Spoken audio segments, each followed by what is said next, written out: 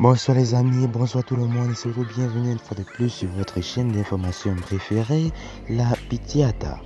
En effet, aujourd'hui mes chers amis, nous partons une fois de plus du côté de la République du Mali où vraiment sans vous mentir mes chers amis, les nouvelles sont très mauvaises pour le peuple malien, notamment avec des attaques qui ne cessent de se faire perpétrer sur tout l'étendue du territoire national. Urgence bien sûr, suite à l'attaque terroriste du dimanche 7 août 2022 à Tessie, courant de nombreuses pertes. Le gouvernement de la transition a annoncé ce mercredi 10 août 2022 de l'ouverture d'une enquête pour faire la lumière sur les circonstances de cette tragédie afin de traquer et traduire ses auteurs et complices devant la justice.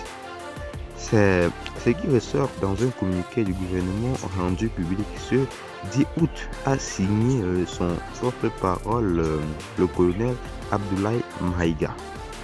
Le ministre de l'administration territoriale et de la décentralisation, en outre de l'ouverture d'une enquête annoncée par le gouvernement, a présenté les condoléances les plus émues de la nation aux familles des victimes et souhaite un prompt rétablissement aux blessés.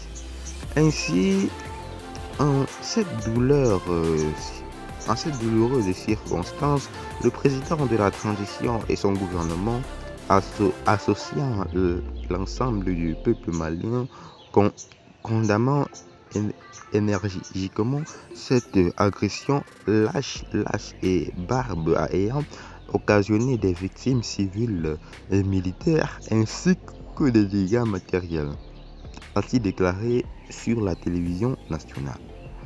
Mes chers amis, vous voyez là que le Mali est actuellement au bout du gouffre et nous espérons vraiment que les choses vont bien se passer.